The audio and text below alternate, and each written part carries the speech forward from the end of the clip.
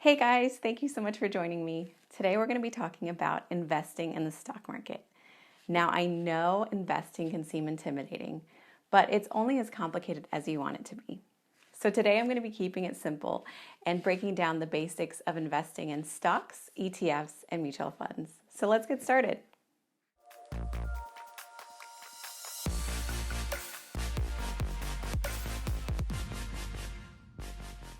Never has the stock market been more accessible to people like you and me than right now.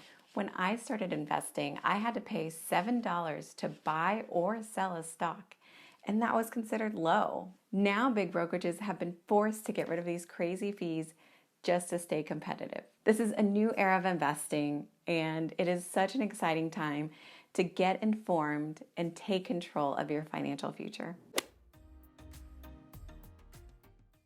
So now that you're excited to start investing, what is a stock? Well, a stock represents a small percentage of ownership in a company. So when you buy a share, you're actually becoming part owner of a small piece of that company. Stocks are only available for companies that have decided to go public. This means that they've decided to disclose their financials to their shareholders. They do this to continue funding their growth by exchanging equity in their company for investors' money. As an investor, your overall goal is to buy your shares at a lower price than what you end up selling it for. Then the profit that you make is known as capital gains.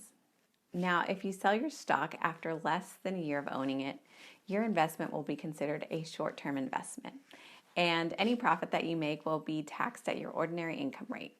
But if you hold on to your stock for longer than a year before you sell it, your investment will be considered a long-term investment, and any profit that you make will actually be taxed at the lower capital gains rate. That rate currently varies between 0 and 20% right now, depending on your salary. But in that way, you're kind of incentivized to hold on to shares for longer before you sell them. But of course, no one can predict the future, so sometimes making a profit on your stock investments can be easier said than done. That being said, there are a few other perks that can come with stock ownership. One perk is that you might receive a dividend payment. A dividend is when a company chooses to share its profits with its shareholders by paying out a small amount of money for each share that they own. Dividends are a great way to start earning passive income, but they're not exactly a reliable source of income because companies are not required to pay them, and so a company can decide to cut or eliminate them at any time. Another perk of stock ownership is that you might be granted the right to vote on important topics in the company's board of directors meetings. Now, 1 or 2 votes here and there might not influence much, but if you're a millionaire or a big investment firm, it is possible for you to own enough shares to significantly influence a company's direction. Okay, now what is an ETF? Well, ETF stands for Exchange Traded Fund. And these represent groups of stocks or bonds that can be purchased together under one ticker symbol. You can buy them just like you would a stock and trade them at any time that the market is open. The stock market is typically open Monday through Friday, 9:30 a.m. to 4 p.m. Eastern Time. The benefit of buying an ETF is that you can quickly diversify your investment across several different companies at one time. This makes your investment a little bit safer because you're spreading your risk across several different companies instead of depending on one company to be successful like you would when buying an individual stock. There are tons of ETFs out there that follow different investing strategies like following a market index or investing across a particular sector. An ETF may also pay out dividends if the company is held within the ETF payout a dividend. You can estimate your dividend payout by looking up that ETF's dividend yield percentage. Something to look out for when buying an ETF is that they come with management fees. This is referred to as the expense ratio. Since any fees will cut into your profits, you should definitely keep an eye on this and try to minimize these fees as much as possible. Mutual funds are also a way of investing in multiple stocks all at one time. But unlike ETFs, mutual funds can only be purchased at the end of the trading day when a new price for that mutual fund can be calculated. This price is called the NAV or the net asset value and does not fluctuate throughout the trading day like a stock or ETF price would. So no matter when you place your order throughout the trading day, Your shares will all be purchased at the end of the day for the same price. Similar to ETFs, mutual funds also come with management fees. You can find these fees by looking for the mutual fund's expense ratio or looking at the top of your mutual fund's prospectus. If you have a 401k, then you're likely already investing in mutual funds. So I would definitely recommend taking a look at the expense ratios on those investments to see if maybe there's better options available to you. You might be surprised with the fees that you've already been paying. You might have also heard the term index fund. This just refers to an ETF or a mutual fund that invests in a market index, like the S&P 500. This index invests in the 500 largest companies on the US stock exchange. Since these funds are just tracking an existing market index, they typically have some of the lowest management fees, which makes them a favorite among long-term investors. Okay, now that you know what stocks, ETFs, mutual funds, and index funds are, let's walk through how to buy them. First, to buy any of these investments, you'll need to open up a brokerage account. There are several brokerages out there like Vanguard, Fidelity, Schwab, as well as many others. Be sure to do your research when picking a brokerage. Recently, there's been a lot of drama with Robinhood restricting trading, and I think this just underscores the fact that you need to research your brokerage before signing up. Once you've selected a brokerage and signed up, you'll need to link your bank and transfer funds into your brokerage account. This transfer could take several days, so just know that you might not be able to start trading that same day. Now you are all set to buy some stocks.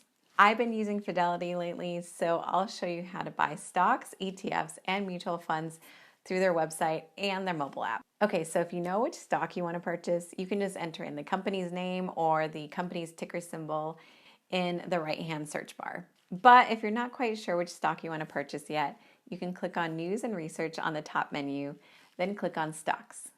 From here, you want to click on Stock Screeners on the left. On this page, you can browse through lists of popular stocks, or you can actually filter through the stocks based on certain criteria. As an example, say you're looking for a stock that offers a dividend and is currently priced low. We can use the filters on the left-hand side to narrow down a list to just stocks.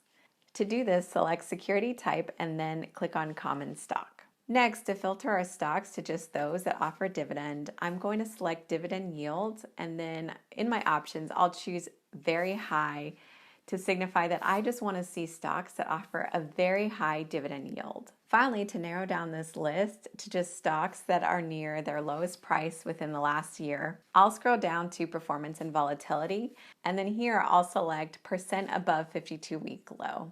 Then I'll select Very Low, and now you have a list of 66 stocks that offer a very high dividend and are near their lowest price in the last 52 weeks.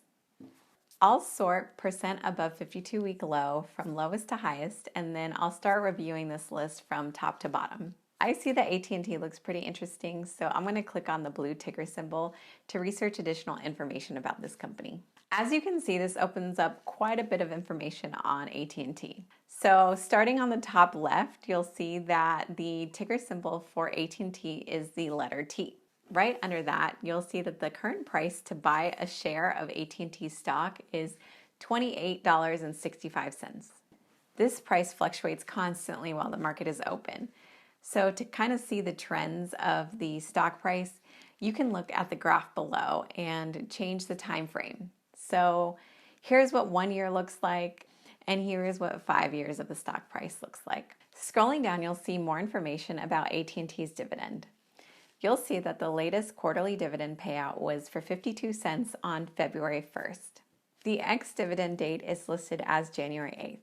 This means that you had to have owned AT&T stock prior to January 8th in order to be able to receive and qualify for the dividend payment. Another metric I'd like to point out on this page is the dividend payout ratio. You can see that the current trailing dividend payout ratio is negative 277%. This is a bad sign. This means that despite the company losing money, they are continuing to pay a very high dividend payout. This, of course, is not sustainable, so I would definitely be cautious with this dividend. Okay, so I'm going to scroll back to the top of the page and show you how to purchase this stock. Here, you'll click on Buy to start your order. Then on the next page, select Buy once again.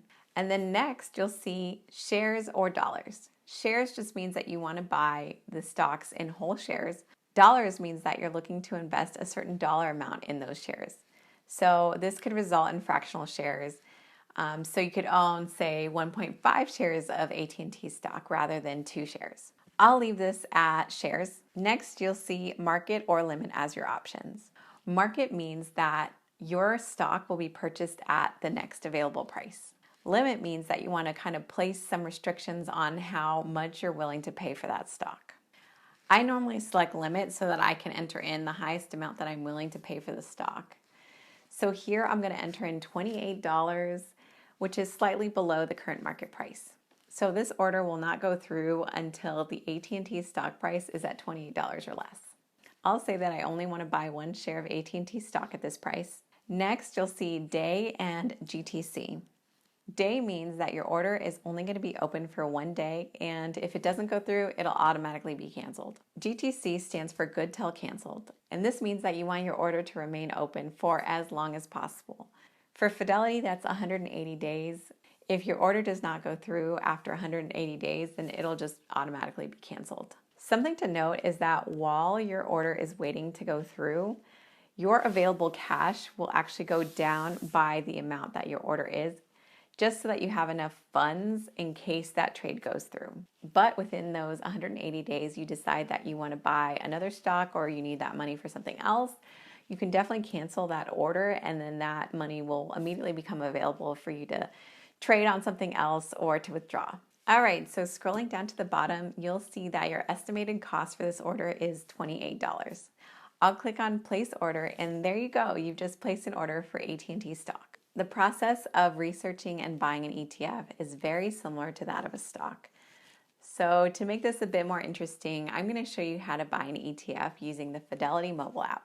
In this example, I'm going to show you how to buy $100 worth of an ETF named VOO.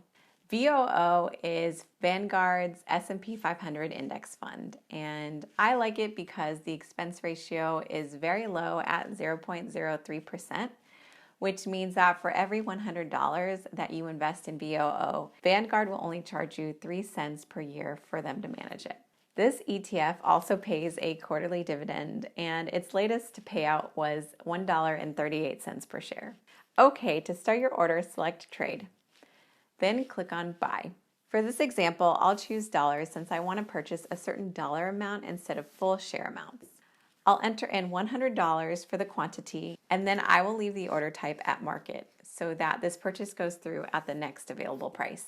I'll then select preview order and review the confirmation page. Since everything looks good, I'll select place order, and now we've placed an order to buy $100 worth of the VOO ETF. Okay, finally I'll show you how to invest in mutual funds. If you're not quite sure which mutual fund that you want to invest in, you can go to the News and Research tab and then select Mutual Funds.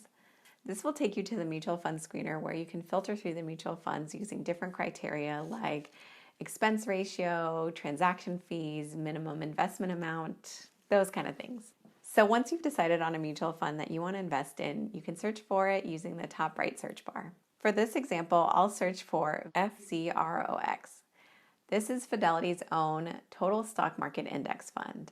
This fund will instantly give us great diversification, and I also like it because it has a 0% expense ratio, which means you won't be charged any fees for owning this mutual fund. So on the funds page, I will select buy, and then select buy again, and then enter in the amount that I want to invest in the fund. Now click on preview order. As you can see, the next screen notifies you that your purchase won't actually go through until after the next market close, when a new price to purchase into that mutual fund can be calculated. And select place order to confirm. All right, so to recap, a stock represents ownership in a company, and an ETF represents a group of stocks or bonds that can be purchased throughout the trading day, just like a stock would. But the benefit is that they help you to quickly diversify your investments across multiple companies at one time. Mutual funds also represent a group of stocks or bonds and are also a great way to diversify your portfolio. But the key difference is that they only trade after the market has closed and a new purchase price can be calculated for that day. Finally, an index fund just refers to an ETF or mutual fund that follows a market index. With investing, your biggest ally is time. So the sooner you get started, the more time your investments will have to grow. Of course, there's so much more to investing than we covered today, but I hope now you feel more comfortable with the basics. I think the best way to get comfortable with investing is just to get started. And if you own a 401k, then you've already gotten started. Just take a closer look at those fees that you're paying on those investments. All right, guys, remember to stay positive. You can do this, and I will see you in the next one. Bye.